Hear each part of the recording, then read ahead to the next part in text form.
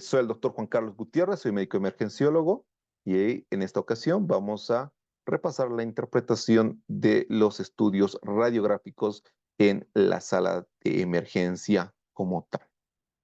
¿Sí? Si bien estos estudios, hace tiempo atrás, tenían un auge importante. ¿A qué nos referimos? Que era común y frecuente realizar este tipo de estudios en emergencia e incluso a veces más allá de realizarse de forma rutinaria a cualquier tipo de pacientes sin realmente tener clara y concisa los criterios para realizarla, pues obviamente se realizaba a todo paciente que ingrese y a veces era de rutina, radiografía de tórax, a todos los pacientes, electrocardiograma, a todos los pacientes, laboratorios complementarios, química sanguínea, a todos los pacientes. Y se ha visto que en la actualidad se ha ido modificando.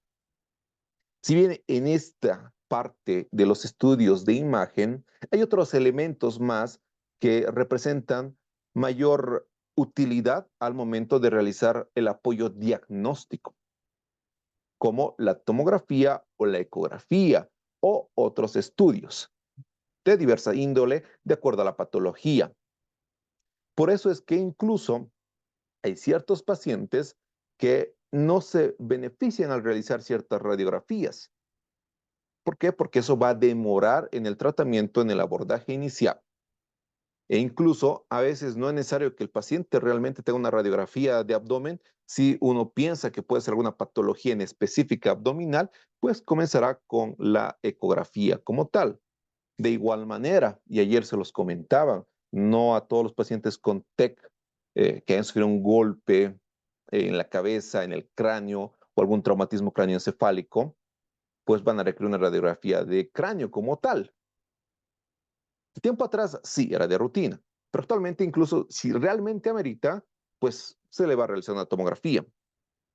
Entonces tenemos que ver que estos estudios tienen sus indicaciones y a lo largo de la sesión, de las siguientes diapositivas, vamos a ir comentándolas cuando son oportunas o es oportuno realizar estos estudios, ¿sí?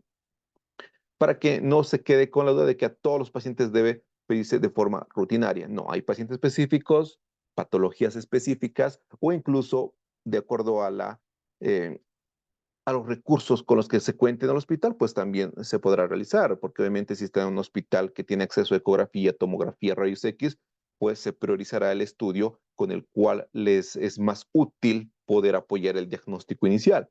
Pero hay otras circunstancias que quizás se encuentren en un lugar alejado donde no tengan otro estudio complementario más que la radiografía, pues en ellos sí justificaría el poder realizarlo, ¿no? Un ejemplo clásico de esto es la apendicitis. Por ende, todos por entrada sabemos que hay que hacer la solicitud de una ecografía. Pero si está en un lugar alejado en el cual no se cuenta con este estudio, pues la radiografía nos va a dar cierta información y nos va a apoyar. Y les vamos a decir también qué elementos son los que podrían apoyar. La radiografía eh, en sí es un apoyo diagnóstico. Muchas veces sí define el tratamiento, pero otras apoya el tratamiento que ya se ha instaurado, especialmente en el área de emergencia como tal.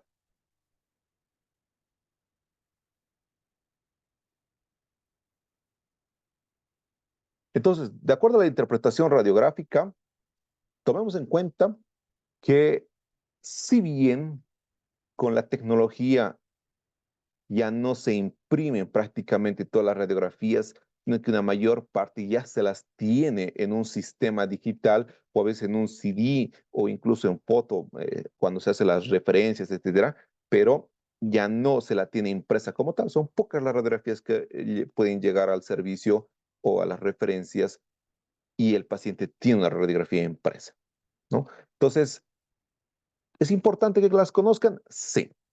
Es importante que adquieran también, y lo vamos a comentar más adelante, un sistema de interpretación.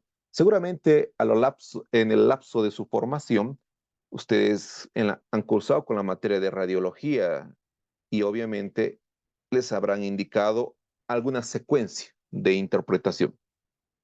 Nosotros les vamos a mencionar una que creemos que es la más práctica en emergencia porque es fácil de recordarla, la podemos utilizar y obviamente sistematiza toda esta interpretación de los estudios de radiografía, ¿no? Por eso es que la imagen, que la mayor parte de las imágenes ahora de radiografía las tenemos de forma digital. Si bien puede llegar a ser un punto a favor que se puede llegar a maximizar, movilizar, etcétera, algo que quizás no se puede hacer con algo impreso, pero también vamos a ver que hay una cierta limitación al ser o al tener de forma digital, ¿no? O en el formato digital.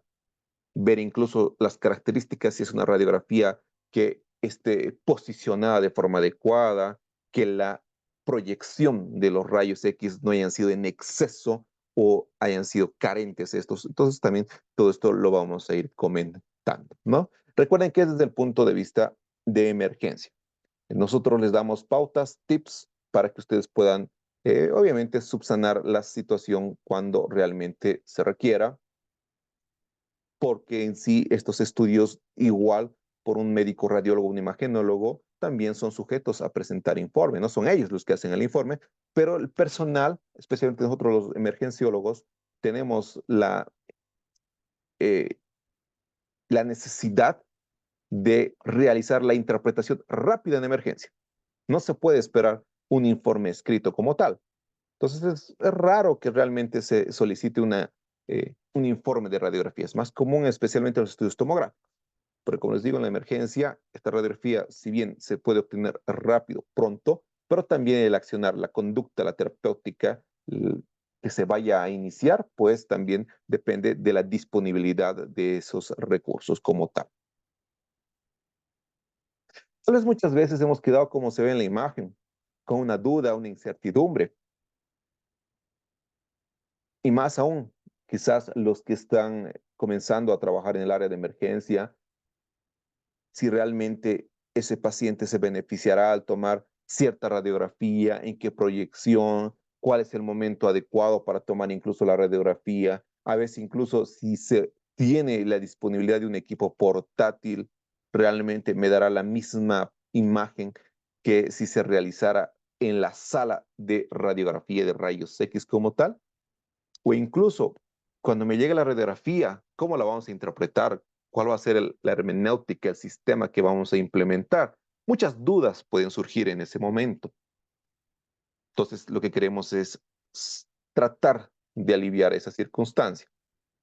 Primero, las indicaciones tienen que estar claras, ¿sí?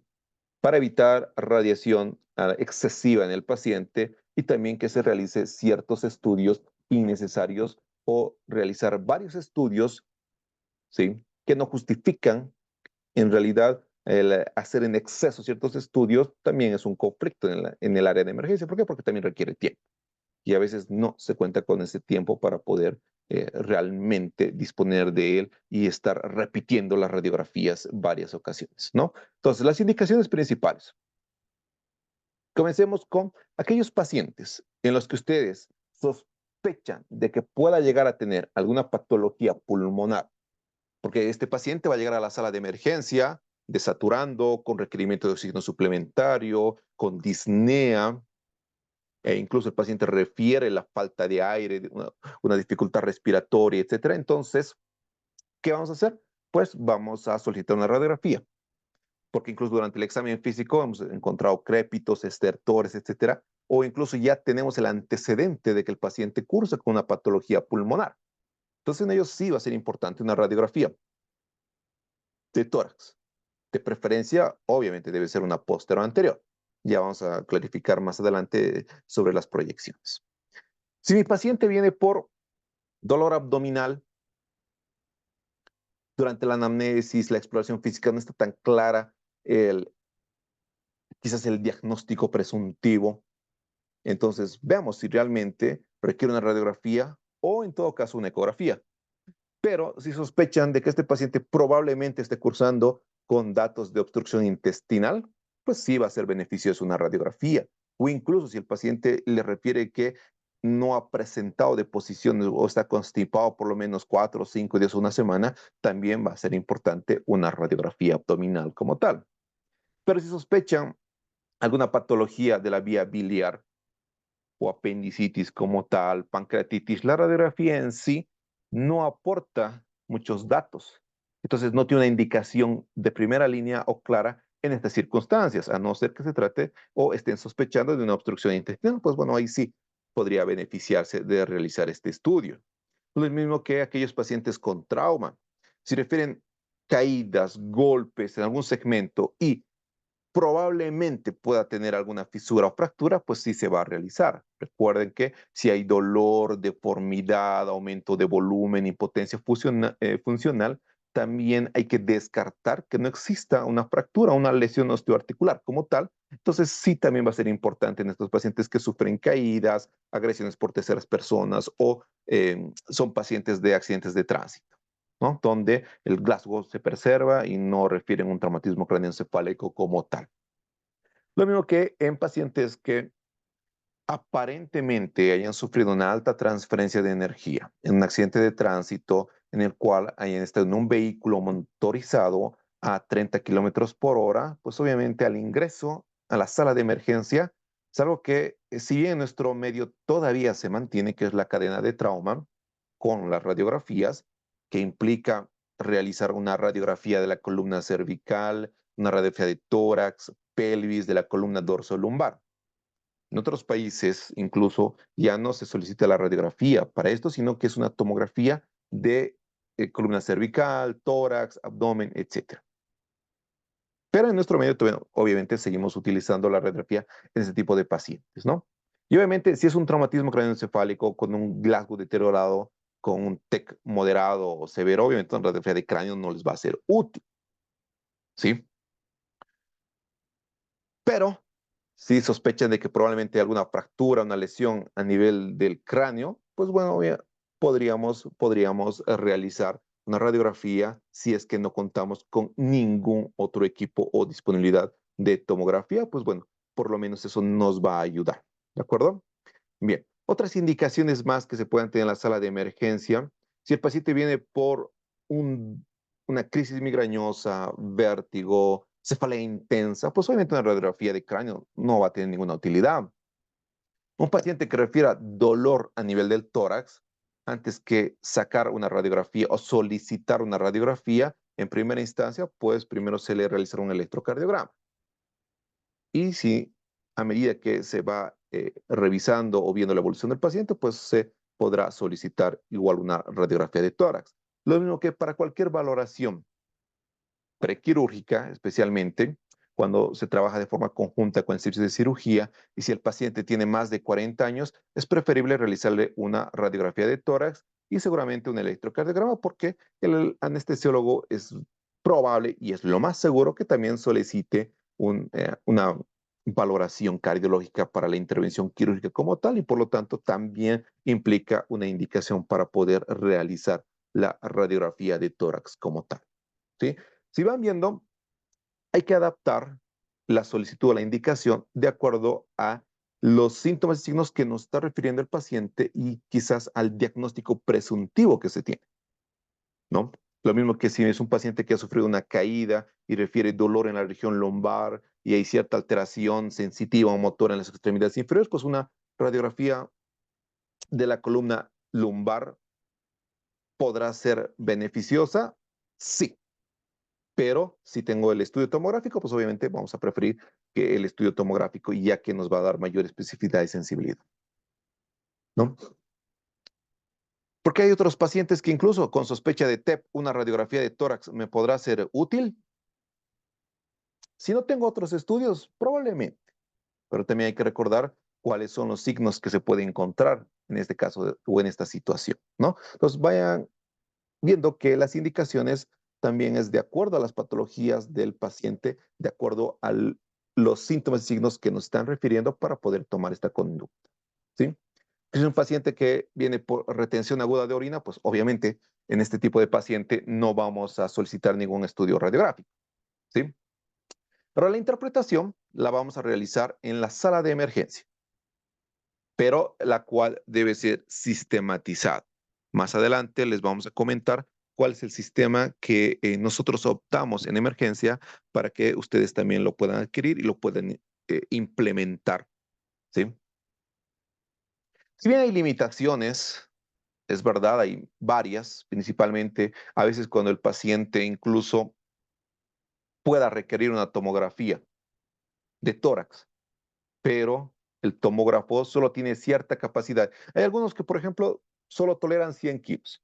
Hay otros que solo toleran 150. Quizás si mi paciente pesa más, entonces no podré acceder a la tomografía, pero sí a la radiografía, ¿no? Entonces vean que hay que ver esas circunstancias. Lo mismo que las limitaciones que ya acabamos de comentarles, que en ciertas patologías no hay un aporte, ¿sí?, significativo, pero si no hay otros estudios complementarios que se pueda realizar en la unidad de salud donde ustedes se encuentran, pues sí se podría realizar, pero siempre tomando en cuenta las limitaciones.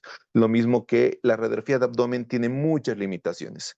Usualmente del 10% de las patologías que presentan dolor abdominal, sí ha sido útil la radiografía, pero en el otro 90% prácticamente no es útil la radiografía, sino son otros estudios complementarios que realmente van a aportar, ¿sí?, para el diagnóstico, pero la radiografía no, especialmente cuando se habla de patologías abdominales.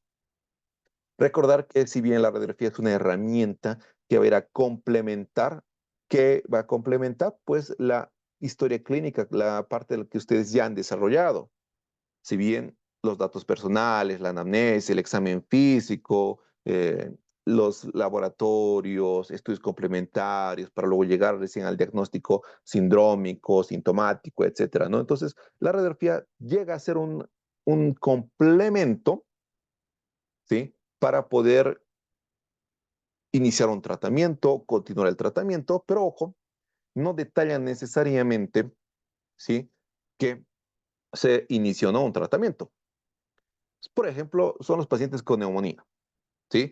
Ustedes saben que está con fiebre, desaturando, hay leucocitos en los laboratorios previos, hay datos de incluso de sepsis eh, al examen físico, hay crépitos en ambos campos pulmonares, etcétera. Entonces, y si en la radiografía no está tan clara la imagen, sí, porque no todas las neumonías son típicas como las que vamos a ir mencionando, pero eso no descarta que el paciente no esté cursando con una neumonía. A veces incluso en la fase aguda como tal no es tan clara. O incluso a veces por una penetración excesiva con los rayos que se utilizan en la radiografía, también se puede tergiversar, ¿sí?, si realmente ese estudio es útil o no. Entonces, no se olviden, es una herramienta complementaria a la historia clínica que ustedes ya la han ido desarrollando y la están desarrollando, pero realmente muchas veces no es eh, 100% definitoria para poder mencionar que este paciente tiene un diagnóstico y para que se pueda iniciar un tratamiento, ¿sí? En la sala de emergencias nosotros no es que realmente esperamos la radiografía para poder iniciar el tratamiento, no. Ya se inicia el abordaje inicial, el abordaje terapéutico y se va complementando con estos estudios. Si bien los estudios tienen una finalidad, buscar algo en específico, ¿sí? Algo en específico, algo que ustedes estén sospechando. Si ustedes no sospechan de una patología en específica, entonces tampoco la van a poder llegar a diagnosticar. Por eso es importante que revisen bien a los pacientes y vean realmente si este estudio va a poder cooperar en el diagnóstico que ustedes están sospechando al ingreso. Si bien dentro de las generalidades, pues no vamos a hacer un hincapié, si bien tenemos un grupo heterogéneo, pero la mayor parte ya tiene conocimiento del área, solamente vamos a recordar y vamos a hablar sobre las densidades. Si bien dentro de las densidades, fíjense que vamos a comenzar desde un tono más oscuro, es decir, desde el color negro hasta uno más claro, hasta el blanco. Si bien el aire es de color negro en las radiografías y el término radiolúcido hace referencia a esto, a la presencia de aire o de color negro en la radiografía. ¿Esto por qué? Porque realmente no se absorbe los rayos a través de los pulmones o los lugares donde se contiene aire, pues pueden llegar a pasar y no se absorbe realmente, ¿no? Pero a medida que se va aumentando la densidad, si hay mayor absorción, por eso es que incluso calcio, es decir, el hueso como tal, sí realmente se puede identificar en las radiografías, ¿no? Si bien hay otras densidades como el agua, fíjense que hay un tono, es un poco, es claro, pero no tanto como el hueso ni como el metal. Cuando ustedes vean una imagen blanca en la radiografía, ¿sí? Es radiopaco. Negro, radiolúcido, ¿sí? Entonces estos términos, radiolúcido y radiopaco, tienen que estar claros. Porque a medida que vayamos revisando las radiografías, también los vamos a ir mencionando, ¿sí? Obviamente el aire ustedes lo van a encontrar a nivel de los campos pulmonares, principalmente a nivel de la vía aérea, como la tráquea, bronquios, etcétera. Grasa a nivel de los tejidos que se encuentran a nivel del tórax principalmente, o incluso fuera de la estructura ósea. Agua, si bien el término agua hace referencia, nosotros vamos a ver ciertos órganos como el hígado, el corazón, el vaso, los riñones con esta densidad.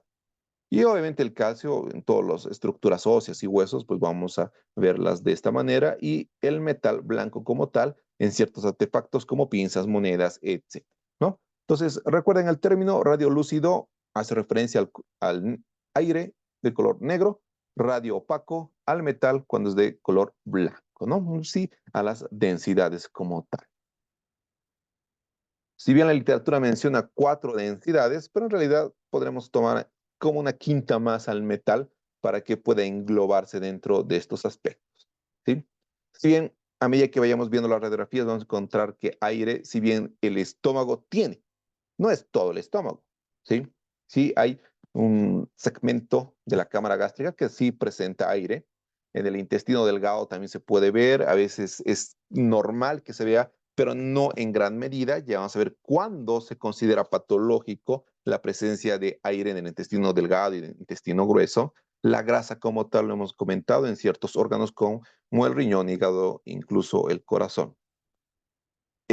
Agua podemos ver incluso en una radiografía de tórax, a veces vamos a ver un líquido, cuando hay derrame pleural, etcétera, entonces se puede ver que si hay líquido, exactamente si es exudado, trasudado, si es sangre, etcétera, no, pero sí hace referencia a la presencia de algún tipo de líquido, ¿no? Hueso, en el calcio obviamente se evidencia a nivel de los huesos, o si la presencia de algún cálculo a nivel de la vía biliar, a nivel renal, o incluso a nivel del apéndice, en una radiografía abdominal también se puede ver la presencia de un fecalito como tal, ¿no? Y metal, como he dicho, ciertas prótesis, válvulas cardíacas, etcétera, ¿no? Algo de metal que realmente no se puede ver. Incluso las monedas en los niños es muy común, entonces sí se evidencia estos objetos a nivel de la vía digestiva o vía aérea.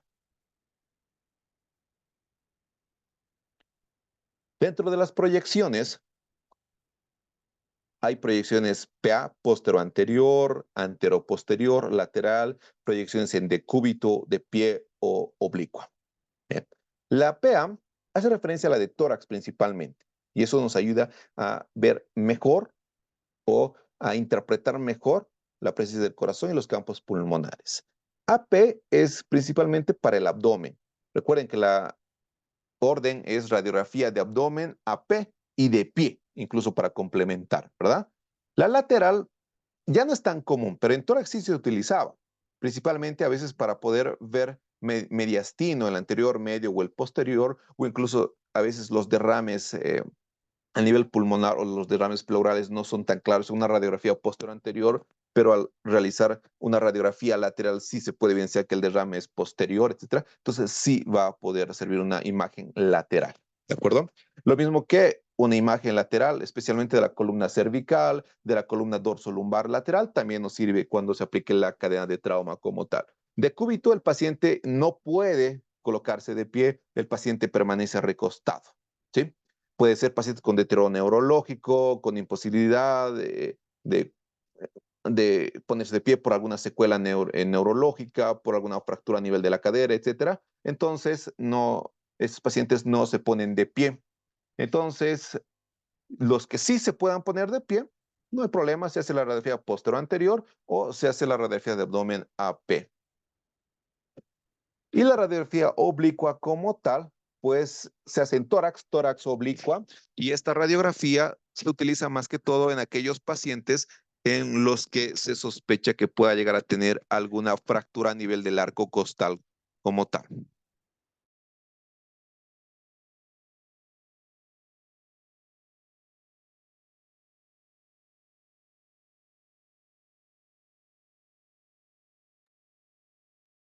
Bien, entonces son las proyecciones. Recuerden que estas son las principales. La lateral casi no se utiliza, por ende solo hay ciertas indicaciones y las vamos a ir comentando cuando las van a solicitar, ¿no? Para que no sea un estudio en exceso que se vaya a realizar. Bien, antes de realizar cualquier tipo de interpretación, se debe valorar la calidad de la imagen. Es lo mismo que un electrocardiograma. Si un electrocardiograma, el personal que ha registrado, ha colocado malas palas, ha invertido los electrodos, etcétera, pues no va a poder tener una información adecuada de la actividad eléctrica del corazón. Lo mismo en la radiografía. Si el paciente no ha cumplido los requisitos para poder eh, decir o comentar de que la radiografía realmente está en buena posición y realmente es valorable, pues tampoco se puede hacer una buena interpretación. Pero ¿a qué nos referimos con la valoración de la calidad? ¿Sí? Más allá de la impresión de la radiografía o el formato digital que se vaya a obtener, pues la valoración de la calidad implica ciertos aspectos en específico.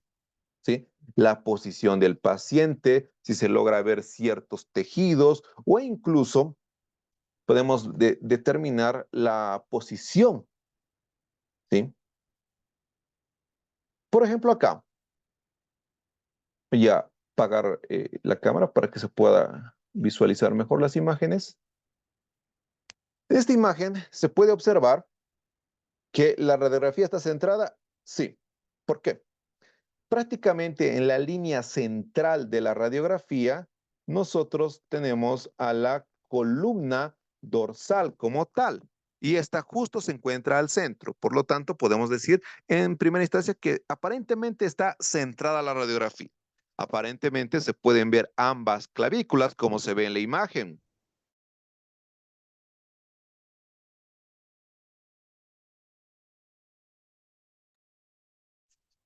Entonces, fíjense que eso ya nos ayuda a determinar si realmente está centrada o no.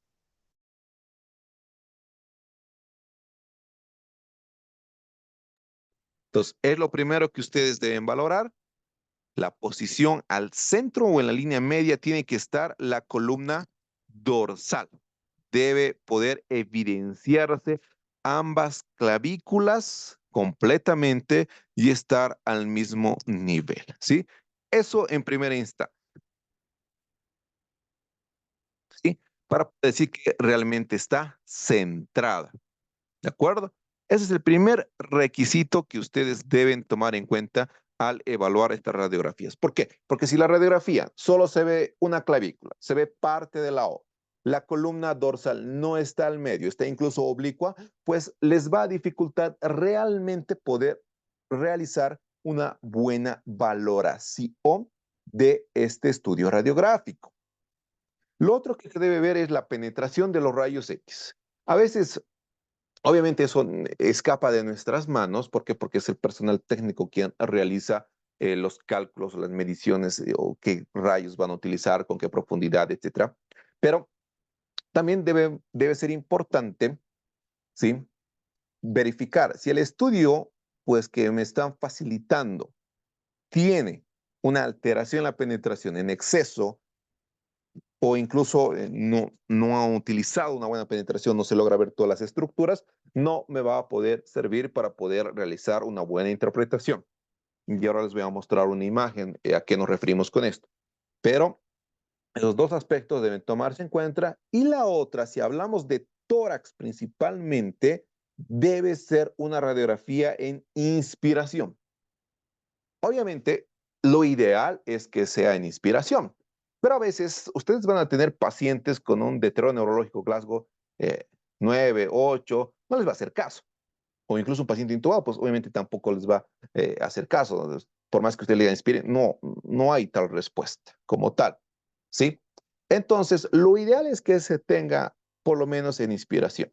¿Cómo nos damos cuenta? Que por lo menos se cuenten 10 arcos costales, y eso lo vamos a ver más adelante, o por lo menos 8 espacios intercostales para decir que realmente esa radiografía ha sido tomada en inspiración, ¿sí? Esos tres aspectos se deben tomar en cuenta para decir que esta radiografía es de calidad, que sí me va a servir para poder interpretar, que esté centrada, que tenga una adecuada penetración y que esté en inspiración.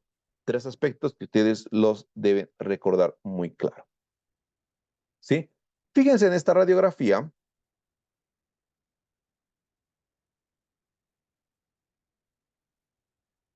Obviamente nosotros ya de entrada, ¿está centrada? No. No cumple, ¿verdad? Con de los requisitos que mencionábamos de que las clavículas deben estar prácticamente a la misma altura y debe poder evidenciarse ambas clavículas.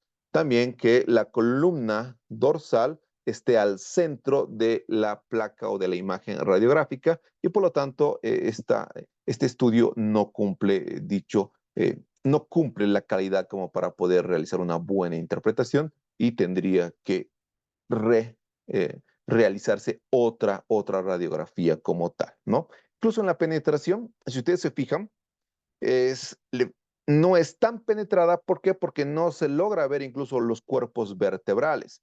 Y si ustedes prestan mayor atención, y lo voy a demarcar acá, fíjense que incluso, fíjense estos sectores,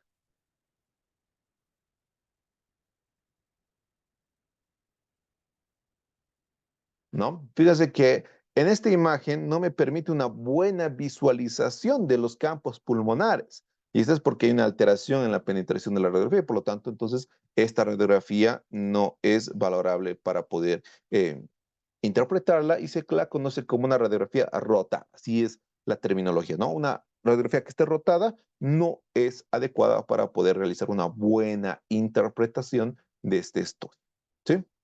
Entonces, esos tres aspectos, tómenlos en cuenta y si se evidencia, como es el caso, una radiografía rotada, es preferible repetirla para poder tener una buena imagen y realizar la interpretación adecuada. En esta imagen, la finalidad principal es poder determinar la penetración. Si ustedes fijan, son dos imágenes. La imagen que se encuentra del lado derecho de su pantalla, o si quieren, lo voy a enmarcar, esta imagen, ¿sí? No permite visualizar ambos campos pulmonares, prácticamente no se evidencia si realmente existe alguna alteración. Parecería que tuviese un patrón alveolar que no permite que se vea de forma adecuada, lo cual podría hacer sospechar en procesos neumónicos, infecciosos como tal, o incluso en un TEP. ¿Por qué? Porque hay una área, y una cuña que está prácticamente a este nivel, que podríamos sospechar que es un área en la cual no está recibiendo una buena irrigación. ¿Sí? Pero el problema no es ese, sino el problema es que la radiografía en esta situación pues no ha tenido una penetración adecuada de los rayos X como tal y es una imagen que no es muy valorable. Mientras que vámonos al otro extremo, a la otra imagen. Fíjense que esta sí ha sido penetrada en exceso por los rayos X. Fíjense cómo los pulmones prácticamente se ven con una hiperclaridad, aireados. Y a veces cuando ocurre esto, pues fíjense que incluso la trama vascular no se puede identificar ni la broncoalveolar y por lo tanto incluso si hubiese un proceso neumónico como tal o iniciando en primera instancia, la daríamos por hecho de que no está presentando el paciente y por lo tanto no iniciaríamos el tratamiento o tendríamos duda, ¿sí? Entonces, por eso es que estas circunstancias también es mejor si quieren ir a rayos X en el momento de que se le tome el estudio y poder ver si la radiografía que se le está tomando me va a ser útil o no, ¿no? Esto para evitar nuevos traslados o realizar varios estudios consecutivos, ¿no? Pero fíjense que ambos estudios, pues obviamente no me van a servir. ¿Por qué? Porque están yéndose de un extremo a otro y por lo tanto no vamos a poder realizar una buena interpretación. Acá, de igual manera, si bien las clavículas se puede evidenciar, no está realizada en una inspiración como tal. Si bien también la columna dorsal no está centrada, pero no está en una inspiración como tal. ¿Sí? Entonces son aspectos que ustedes van a ir adquiriendo otra ya, pero para ir recordando, esos aspectos deben tomarlos en cuenta al momento de realizar la evaluación. ¿Cuándo solicitar las radiografías? Y esto ya lo hemos ido comentando en anteriores diapositivas, pero ¿cuándo solicitar que no haya una duda? Y si ustedes ven por conveniente que ese paciente se va a beneficiar con los estudios, pues solicítenlos, realícenlos.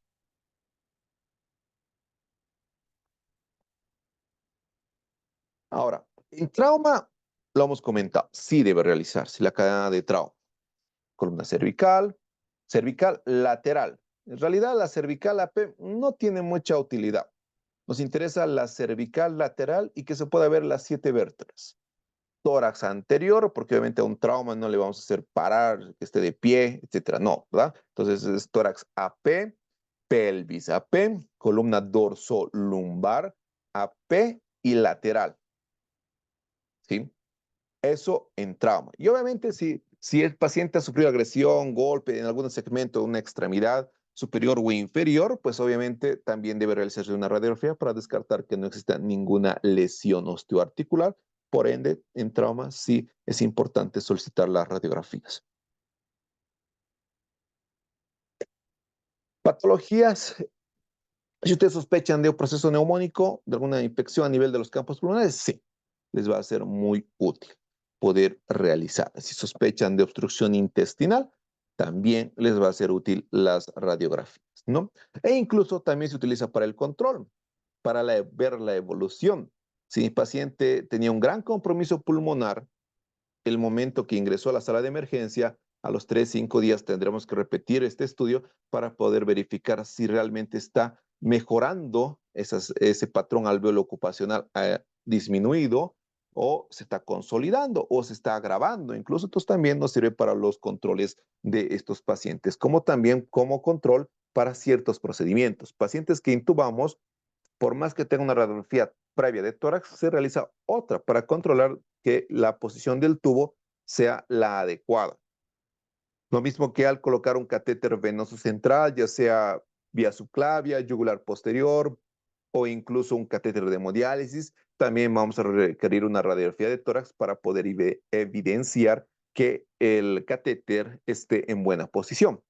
Lo mismo que un tubo de pleurostomía, ya sea porque el paciente tiene un neumotórax, un hemotórax, también se va a solicitar después de colocar el tubo de pleurostomía, pues una radiografía de control y ver que el tubo también esté en buena posición. ¿Sí? Entonces son situaciones en las que sí se puede solicitar la radiografía para el control. Bien, acá les vamos a plantear un reto en el cual les vamos a mostrar dos radiografías. Y comenzamos ya para poder identificar cómo diferencio una radiografía si es una proyección póstero anterior de una antero-posterior. Ahí tienen ustedes las radiografías.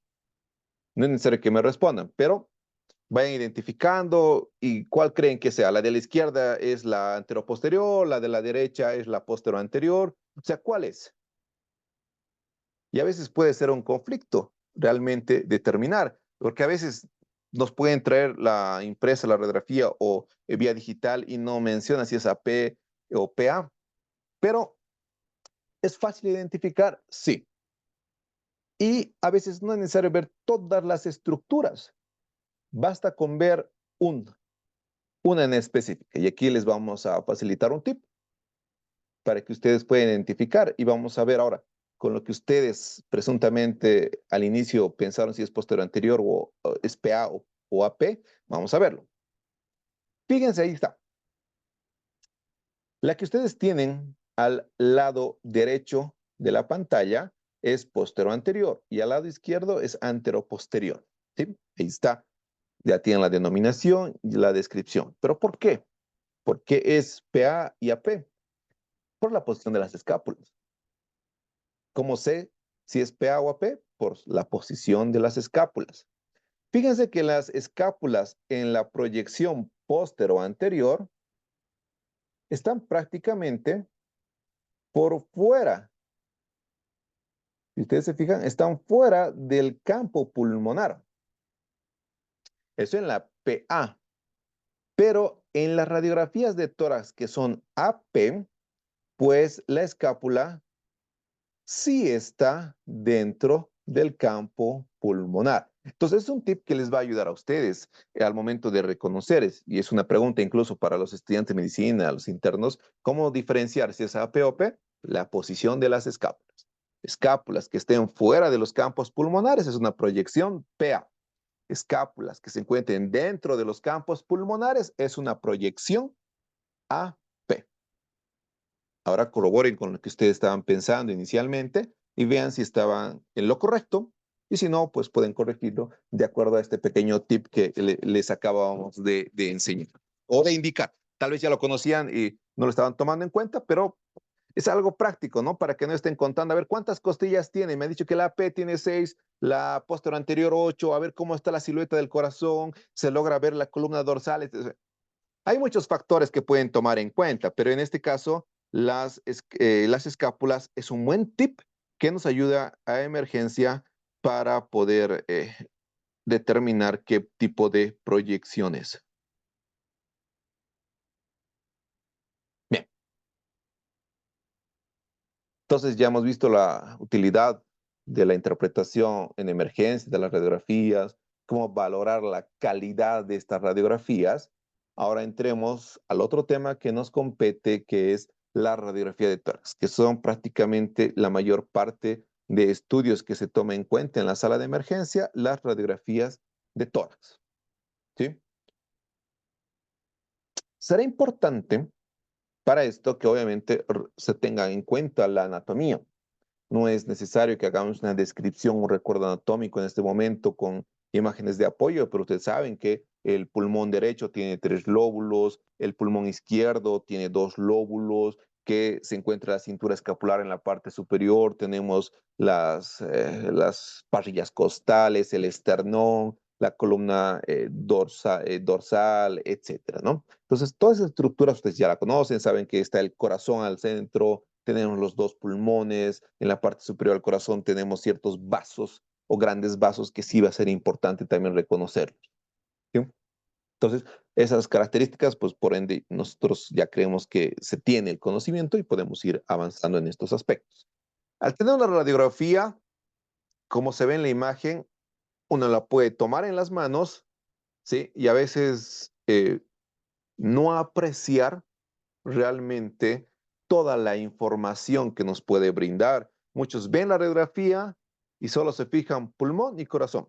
Corazón tiene mayor diámetro, está aumentado, o campos pulmonares están limpios, o algún patrón patológico, etcétera. Pero a veces se puede ver más cosas.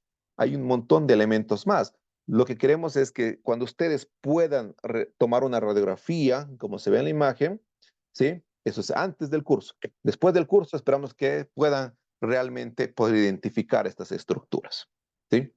Fíjense en la imagen. Ahora sí ya está, así más detallada, más descrita todavía, ¿no? No es prácticamente una imagen plana en 2D como la anterior, pero fíjense, toda esta información se puede obtener de la radiografía, ¿no? Fíjense que en la silueta cardíaca, si vemos, obviamente, si hablamos de la radiografía, ¿sí? El campo pulmonar, cuando ustedes tomen la radiografía, ¿sí? Corresponde a la derecha lo que voy marcando. Y a la izquierda el otro campo pulmonar, ¿sí? Bien, y la silueta cardíaca al centro. Partimos por eso. ¿Por qué es importante identificar el campo pulmonar derecho? Porque sabemos que luego del campo pulmonar derecho contamos con la aurícula derecha, ¿sí? Acá está. Le estoy demarcando aurícula derecha. Generalmente también contraria, hacia el mismo nivel, un poco superior, se puede evidenciar a la aurícula izquierda. Y en la parte inferior también se puede evidenciar los ventrículos, pero a veces están sobrepuestos prácticamente, a no ser que exista una cardiomegalia, pero generalmente están sobrepuestos tanto el ventrículo derecho que se encuentra apoyado sobre el diafragma como el ventrículo izquierdo, que está prácticamente hacia el campo pulmonar izquierdo, ¿sí? Si bien cuando hagamos la interpretación vamos a poder determinar que un tercio del corazón se encuentra en el campo pulmonar derecho y 2/3 se encuentran en el campo pulmonar izquierdo, ¿sí? Esas son las cámaras del corazón que se puede evidenciar. Fíjense luego que podemos evidenciar también a la aorta, el callado de la aorta, el botón aórtico. Aquí le voy a colocar una flechita. Y a veces este callado aórtico se puede evidenciar. Lo que nosotros tenemos que constatar en la radiografía es que no tenga un tamaño mayor a 4 centímetros. E incluso la pueden ver calcificada. ¿En quiénes se ve calcificada el callado aórtico? En los pacientes hipertensos de larga data o con mal apego al tratamiento van a poder evidenciar que la arteria, que el callado aórtico está calcificado. Fíjense que lateral hacia la derecha se puede ver la vena cava superior. Aquí lo voy a demarcar. Esto en primera instancia, ¿no? Luego hacia el lado izquierdo, inferior al callado de la aorta, se puede evidenciar la arteria pulmonar izquierda. Al otro lado también se puede llegar a evidenciar la arteria pulmonar derecha. Y por ende se puede evidenciar las costillas, ¿sí? Y ambos campos pulmonares. Pero fíjense que se puede, y en la parte inferior, pues obviamente se tiene al diafragma. O sea, queremos que ustedes puedan identificar de esta forma las imágenes, pero para esto tiene que ser una radiografía que realmente sea válida y de buena calidad. Acá vamos a hacer énfasis más en la ubicación de las parrillas costales. A veces es un poco difícil identificar cuáles son los arcos anteriores, cuáles son los arcos posteriores, ¿no?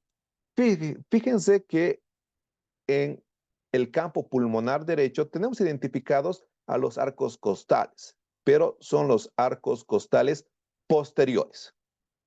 Fíjense que si hablamos de arcos costales posteriores, hasta el 10º arco costal podemos llegar a identificar. Y si esta radiografía está en inspiración, se puede ver ambas clavículas y se ve la columna dorsal al centro. Entonces, sí es una radiografía que está centrada y que es útil para poder realizar la valoración como tal, ¿no? Bien, vamos al campo pulmonar izquierdo para poder identificar los arcos anteriores. Y los tenemos acá. Ese es el primer arco costal. Solo voy a marcar una línea del segundo, tercer arco costal anterior. Fíjense que estos son los anteriores, ¿sí? Entonces es más fácil identificar el arco costal posterior que los anteriores. Y también esa es una razón por la cual en un paciente con trauma de tórax, para descartar una fractura costal, se prefiere pedir una radiografía oblicua. Ahí sí, es una de las pocas situaciones en las que realmente una radiografía oblicua en tórax es útil para descartar fracturas costales, ¿no? Entonces, esto también les va a ayudar a ustedes a identificar. Fíjense que al centro también tenemos delimitado, tenemos la vía aérea. Acá tenemos la vía aérea, que es la tráquea, llegamos a la carina y la bifurcación en el bronquio derecho e izquierdo. Y lo vamos a ir viendo más adelante, ¿no? Pero acá nos sirvió esta imagen para poder identificar los arcos costales, tanto los anteriores como los posteriores. Que nuevamente en la silueta cardíaca podemos identificar, ¿no? Del lado derecho, pues hace referencia a la aurícula derecha. Igual lo voy a demarcar, que casi no se nota, pero acá se encuentra el ventrículo eh, derecho, ¿sí? Aquí está, ya lo he repasado. Y obviamente está el ventrículo izquierdo, contrario a este. Se encuentra la arteria pulmonar, el callado aórtico, acá está, ¿sí? Ahí tenemos estas estructuras que ya antes las hemos ido mencionando. Ahora, una radiografía lateral nos sirve, pero cuando se sospecha alguna patología a nivel del mediastino. Generalmente acá nosotros podemos diferenciar el mediastino anterior, acá está, mediastino anterior, mediastino medio y el mediastino posterior como tal. También se puede llegar a evidenciar las cavidades cardíacas, como se puede ver en la imagen, la aurícula izquierda, tienes el ventrículo izquierdo, el ventrículo derecho, también las arterias pulmonares, la aorta. Acá, la lateral, me podría identificar la aorta, generalmente para descartar que no existe un aneurisma a nivel de la aorta torácica. cualquier diámetro o si mide más de 4 centímetros a nivel que la aorta va descendiendo, es sugestivo de que pueda ser un aneurisma. ¿Sí? Esa dilatación, que hay un tamaño mayor a los 4 centímetros, es probable de que se trate de un aneurisma. Obviamente esto es para ir corroborando cierta información y descartar ciertos aspectos.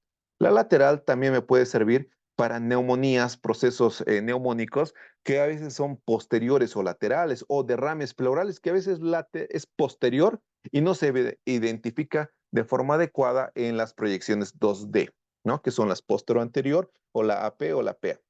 ¿De acuerdo? Entonces, es poca la limitación, pero vean que también puede llegar a ser útil bajo ciertas circunstancias específicas como tal.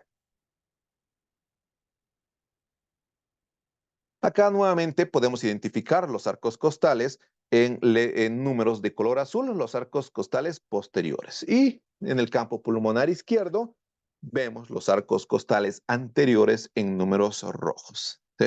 Obviamente esta radiografía sí tiene mayor penetración, por eso que incluso se puede evidenciar toda la columna dorsal. ¿Sí? Pero no sirve para poder identificar, ¿no? Y fíjense que las escápulas están por fuera, por lo tanto es una proyección postero-anterior, es una PEA.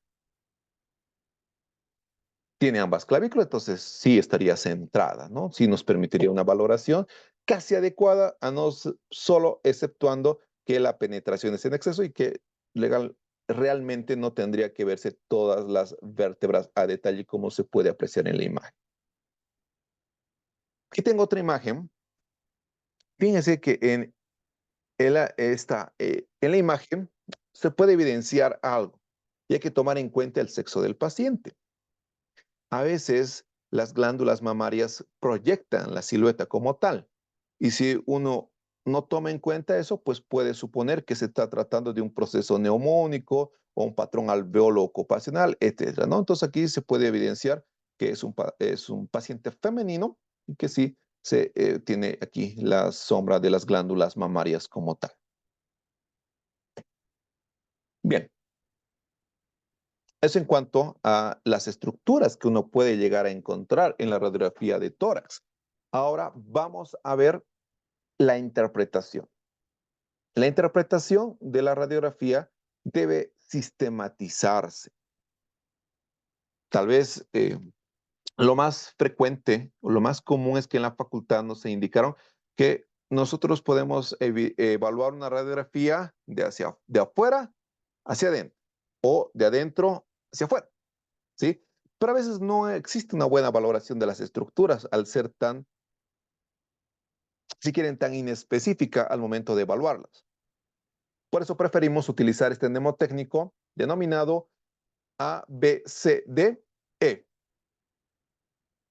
para poder interpretar las radiografías de tórax. Al sistematizarla, estamos aplicando una secuencia, que quiere decir que en la letra A yo veo ciertas estructuras, ¿sí? Veo una, dos, tres, listo. En la B veo otras estructuras, en la C otra, en la D otra, en la E otras. Si bien ya nos hemos sistematizado para poder ver estas estructuras, también tiene que ser secuencial, ¿sí? Es decir, si vamos a evaluar la vía aérea, no puedo ir por los bronquios, carina y luego a la tráquea, no. Tiene que ir tráquea, carina, bronquios para poder evaluar la vía aérea. Entonces, a eso nos referimos con secuencial. Entonces, ustedes a medida que apliquen esta interpretación, es como adquirir un hábito. Entonces, al realizar tantas veces, ya van adquiriendo el hábito y es de forma sistemática, es casi mecánica. Cuando ustedes vean una radiografía, entonces directamente buscan en puntos específicos y les facilita, les acorta el tiempo para poder interpretarla. ¿Sí? Entonces es importante que ustedes puedan recordar este mnemotécnico de ABCDE para sistematizarse y que sea secuencial. ¿Sí? ¿Pero qué consiste esta regla del ABCDE? En 5 aspectos principalmente. Obviamente está en inglés y la estamos transpolando al área de emergencia para que se pueda utilizar, pero la letra A hace referencia a la vía aérea.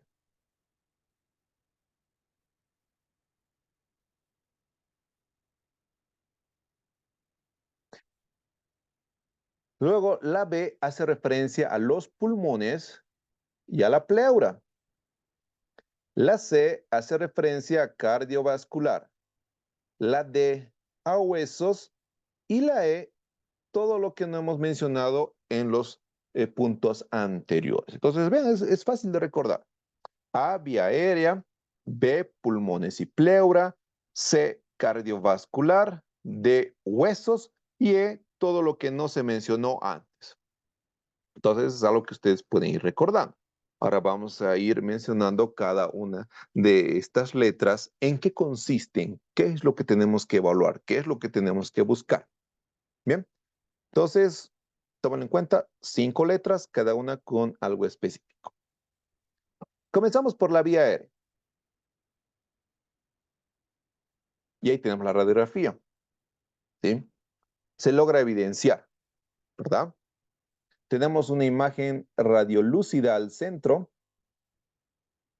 Yo voy a ir demarcando solamente para que se pueda mejorarla y visualizar mejor, pero lo que estoy remarcando ahora es la tráquea, ¿sí? Fíjense que tiene que tener tiene que ser radiolúcida. ¿Por qué? Porque hay aire dentro de esta estructura. Y a medida que va descendiendo, llega a nivel de T4, T5 y se bifurca, porque a ese nivel se encuentra la carina. Y al llegar a la carina se bifurca tanto en un bronquiolo derecho como en un bronquiolo izquierdo. Aquí lo voy a demarcar para que se pueda evidenciar mejor.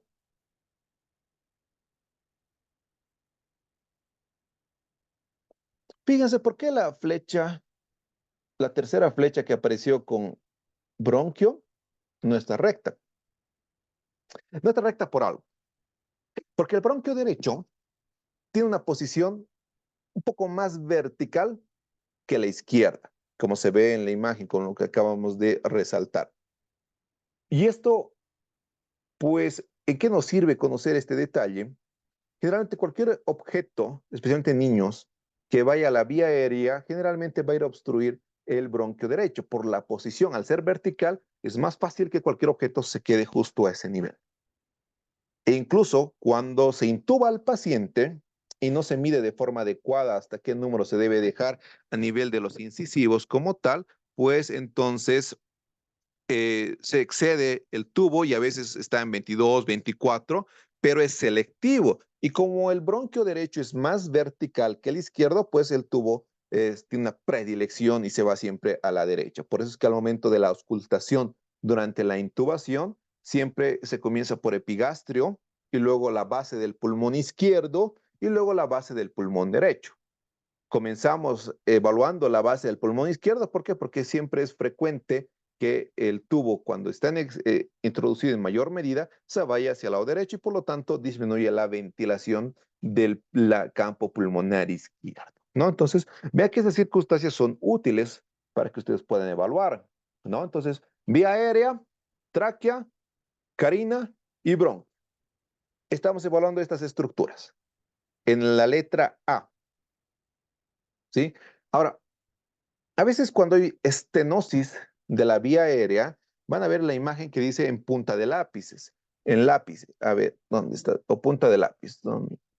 Acá, por ejemplo, si es que se evidencia una reducción, como se está marcando en la imagen, así que hay una estrechez a nivel de la tráquea, eso nos hace sospechar de que pueda existir una estenosis.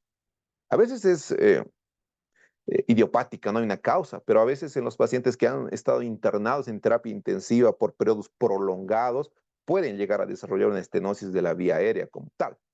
Y nos da esa imagen en punta de lápiz. Bien, entonces la vía aérea, no se olviden evaluar estos aspectos. En la B, vamos a hablar de pulmones y pleura. ¿Sí?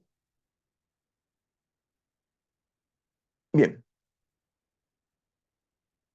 si bien vamos a evaluar ambos campos pulmonares, tenemos al pulmón derecho,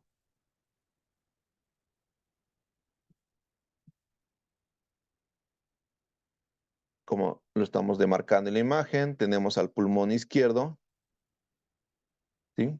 ¿Qué tenemos que ver primero? Que no exista, ¿sí?, ningún patrón alveolo ocupacional, micronodular, macronodular o intersticial, ¿no? Más adelante les vamos a explicar en qué consiste. Pero fíjense que comenzamos. Y generalmente se va evaluando, de acuerdo a los lóbulos. Derecho, 3 lóbulos. Vemos el lóbulo superior, no existe nada. El lóbulo medio, nada. Lóbulo inferior, luego nos vamos al izquierdo, lóbulo superior, lóbulo inferior.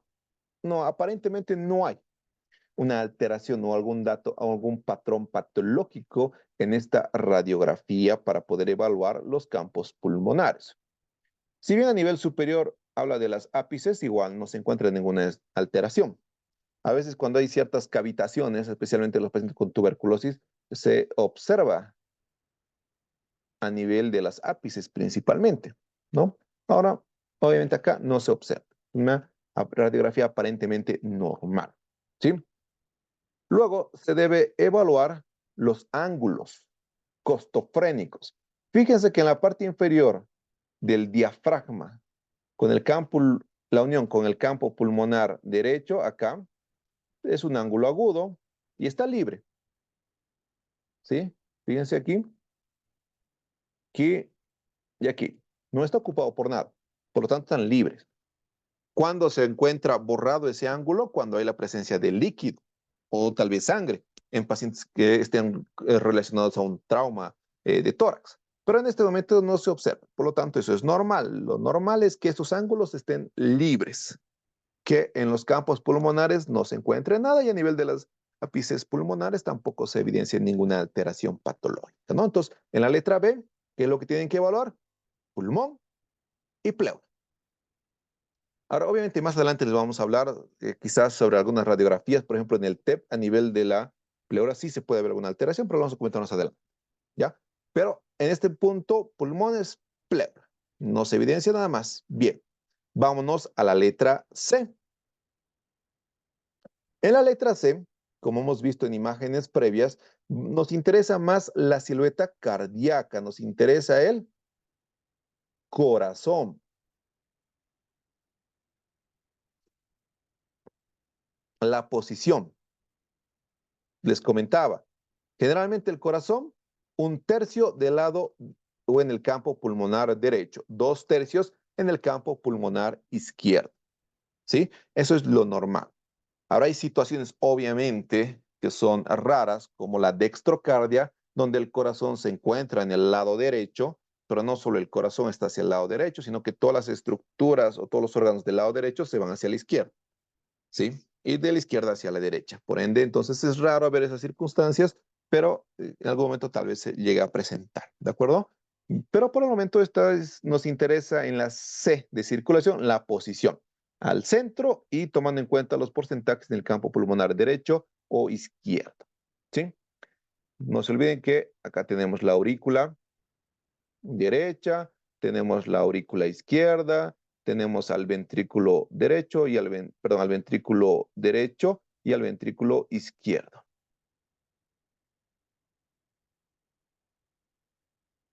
¿Sí?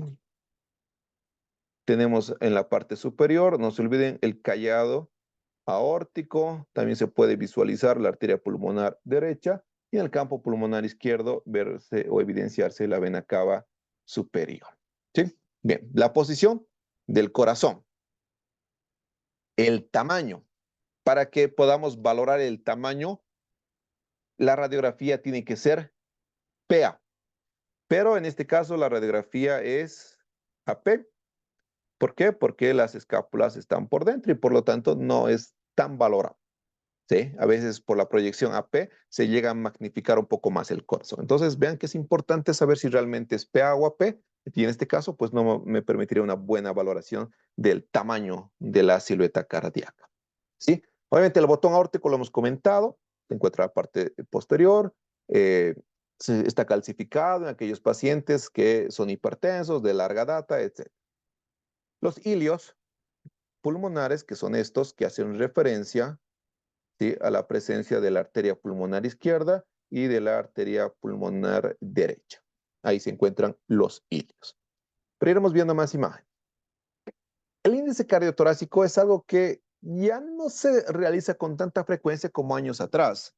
Hace tiempo atrás era prácticamente un requisito que a todos los pacientes se pueda obtener la silueta cardíaca, pero ahora hay fórmulas, por ende, una de las fórmulas es esta, la sencilla, es AB. Si ustedes se fijan en la imagen, vemos que la distancia del corazón, desde la más ancha del lado derecho hacia la izquierda, ¿sí?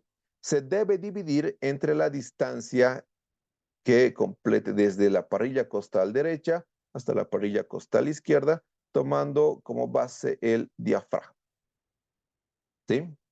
Y se asigna un valor, ¿verdad? La línea roja es A y la línea celeste es B y se va colocando el valor que se obtiene y se divide. A dividido entre B.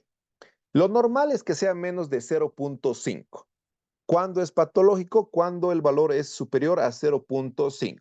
Y de ahí se tenía hace tiempo atrás, se podía hablar de 4 grados de cardiomegalia, grado 1, grado 2, grado 3, grado 4, de acuerdo al valor. Pero para que ustedes recuerden, es patológico cuando la cifra es superior a 0.5, ¿no? El índice cardiotorácico. Al implicar que el corazón sea de mayor tamaño, pues también indica que tiene cardiomegalia, ¿no? Y a veces eso nos ayuda, ¿por qué? Porque dentro de los criterios de Framingham, que son para detectar o identificar aquellos pacientes con insuficiencia cardíaca, dentro de los criterios mayores, pues sí está la cardiomegalia. Acá podemos ver otra forma donde se traza una línea, ¿sí? Al centro por la columna dorsal, recta, perpendicular, y del lado derecho se toma la silueta cardíaca más ancha. Acá, por ejemplo, ustedes la vamos a marcar como A. Y del lado izquierdo, la parte más ancha de la silueta cardíaca la vamos a marcar como B y se divide entre C. Se toma una línea que va desde un extremo del tórax derecho hasta el izquierdo. ¿Y qué se hace? En el índice cardiotorácico de esta fórmula se suma A más B y se divide